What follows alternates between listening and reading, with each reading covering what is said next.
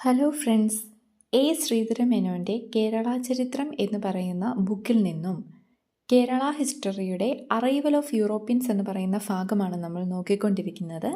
അതിൽ ഡച്ചുകാരുടെ ഭരണരീതിയെപ്പറ്റിയാണ് നോക്കിക്കൊണ്ടിരുന്നത്. ഡച്ചുകാർക്ക് കേരളത്തിലുണ്ടായ പരാജയങ്ങളുടെ കാരണങ്ങൾ എന്താണെന്ന് നമുക്ക് ഇന്ന് നോക്കാം. ഒന്നാമത്തെ കാരണമാണ് തിരുവിതാംകൂറിൻ്റെ ഉയർച്ച.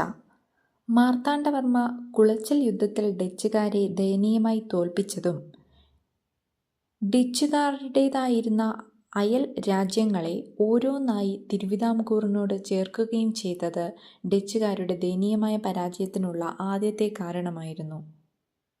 1746 മുതൽ 1750 വരെയുള്ള കാലം കൊണ്ട് എളയടത്ത് സ്വരൂപം, ആറ്റിങ്ങൽ ദേശവഴി, കായംകുളം, പുറക്കാട്, തെക്കുംകൂർ, വടക്കുംകൂർ ഇങ്ങനെയുള്ള മിക്ക രാജ്യങ്ങളും തിരുവിതാംകൂർ രാജാവിൻ്റെ ഭരണത്തിന് കീഴിലായിരുന്നു.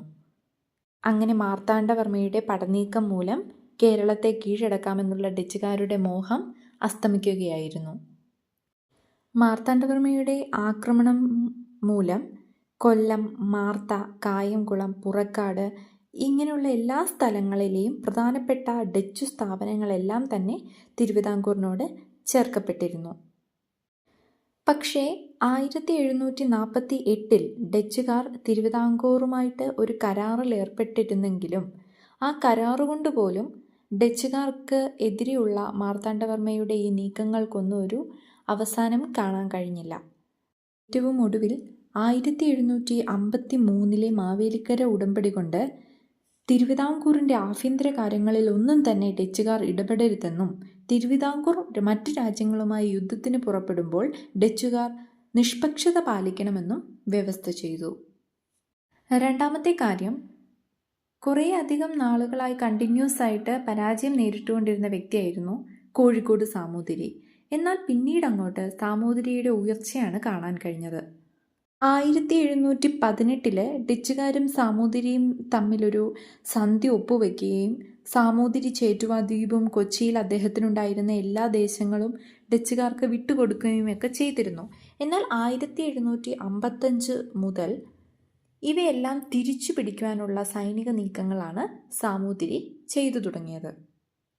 ആദ്യം ഡച്ചുകാരിൽ നിന്നും ഏനമാക്കൽ കോട്ട പിടിച്ചെടുത്തു. പിന്നെ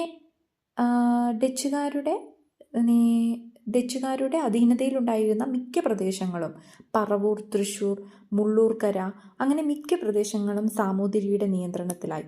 ഏകദേശം 9 മാസം കൊണ്ടാണ് കൊച്ചി മുഴുവൻ അദ്ദേഹം കീഴടക്കിയത്. മറ്റൊരു കാരണമായിരുന്നു മൈസൂർ ആക്രമണം. ഹൈദർ അലി അദ്ദേഹത്തിൻ്റെ സേനാനായകനായ സർദാർ ഖാനിൻ്റെ സഹായത്തോടുകൂടി ആദ്യം കോഴിക്കോട് ആക്രമിച്ചു പിടിച്ചെടുത്തു. ചേറ്റുവായുടെ മേലുള്ള തങ്ങളുടെ അവകാശമൊക്കെ സമ്മതിച്ചു കൊടുക്കണമെന്ന് പറഞ്ഞുകൊണ്ട് ഡച്ചുകാർ ഹൈദർ അലിക്ക് സമർപ്പിച്ച നിവേദനമെല്ലാം തള്ളിക്കളയുകയും ഏറ്റവും ഒടുവിലായിട്ട് 1766 ഹൈദർ അലി അദ്ദേഹത്തിൻ്റെ സേനാനായകനായ സർദാർ ഖാനിൻ്റെ സഹായത്തോടു കൂടി കൊച്ചി രാജ്യം ആക്രമിക്കുകയും ചെയ്തു. അതുപോലെ ചേറ്റുവായും പാപ്പിനിവട്ടവും ഹൈദർക്ക് കീഴടങ്ങുകയും ചെയ്തു. ഹൈദർ അലിയുടെ വരവുകൾ ഡച്ചുകാർക്ക് വലിയൊരു പതനമാണ് സമ്മാനിച്ചത്. മറ്റൊരു കാരണമാണ് ഡച്ച് കൊച്ചിയുടെ പതനം. അവസാന കാലഘട്ടങ്ങളിലേക്ക് ആയപ്പോഴത്തേനും കൊച്ചി കോട്ടയും കൊല്ലത്ത് തങ്കശ്ശേരിയും മാത്രമേ ഡച്ചുകാരുടെ അധീനതയിൽ ഉണ്ടായിരുന്നുള്ളൂ. ഈ സമയമാണ് നെപ്പോളിയൻ്റെ യുദ്ധം നടക്കുന്നത്. ഈ യുദ്ധത്തിൽ ഡച്ചുകാർ ഫ്രഞ്ചുകാർക്ക് പിന്തുണ നൽകിയതുകൊണ്ടും അവർ ഇംഗ്ലീഷുകാർക്ക് എതിരായിരുന്നതുകൊണ്ടും അതിൻ്റെ ഒരു പ്രതിഫലനം അവർക്ക് കേരളത്തിൽ നേരിടേണ്ടി വന്നു. മേജർ പ്രെറ്റിയുടെ നേതൃത്വത്തിൽ ഇംഗ്ലീഷുകാർ കൊച്ചി കോട്ട 1795 ഒക്ടോബർ 20 കീഴടക്കുകയായിരുന്നു. യൂറോപ്പിലെ യുദ്ധം അവസാനിക്കുമ്പോൾ ഡച്ചുകാർ കൊച്ചി ഉൾപ്പെടെ കേരളത്തിൽ അവർക്കുണ്ടായിരുന്ന എല്ലാ പ്രദേശങ്ങളും ഇംഗ്ലീഷുകാർക്ക് വിട്ടുകൊടുക്കേണ്ടി വന്നു. ഇനി ഡച്ചുകാരുടെ പരാജയത്തിൻ്റെ കാരണങ്ങളായ മറ്റ് ചെറു കാരണങ്ങൾ നമുക്ക് നോക്കാം.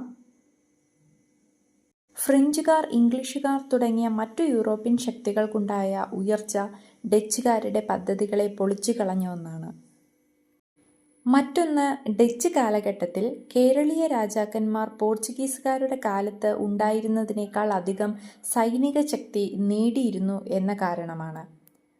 വേറൊരു കാരണം, വിദഗ്ധരായ യൂറോപ്യന്മാർ തന്നെ ഏതദ്ദേശീയ സൈന്യങ്ങൾക്ക് പാശ്ചാത്യ രീതിയിലുള്ള പരിശീലനം നൽകി. അഡ്മിറൽ ഡിലനോയി ആയിരുന്നു മാർത്താണ്ഡവർമ്മയുടെ പടയാളികൾക്ക് ശിക്ഷണം നൽകിയത്. ഏറ്റവും ഒടുവിൽ കുളച്ചൽ യുദ്ധത്തിൽ ഡിലനോയി മാർത്താണ്ഡവർമ്മയുടെ സൈന്യത്തിൻ്റെ അധീനതയിലാവുകയും ചെയ്തു. മറ്റൊരു കാരണമാണ്, ഡച്ചുകാർക്കെതിരായി യുദ്ധം ചെയ്യുവാൻ പ്രാദേശിക ശക്തികൾക്ക് ഇംഗ്ലീഷുകാർ കോഴിക്കോട്ടെയും അഞ്ചുതെങ്ങിലെയും വ്യാപാരശാലകളിൽ നിന്നും ആയുധങ്ങളും വെടിക്കോപ്പുകളും നൽകിയിരുന്നു എന്ന കാര്യം.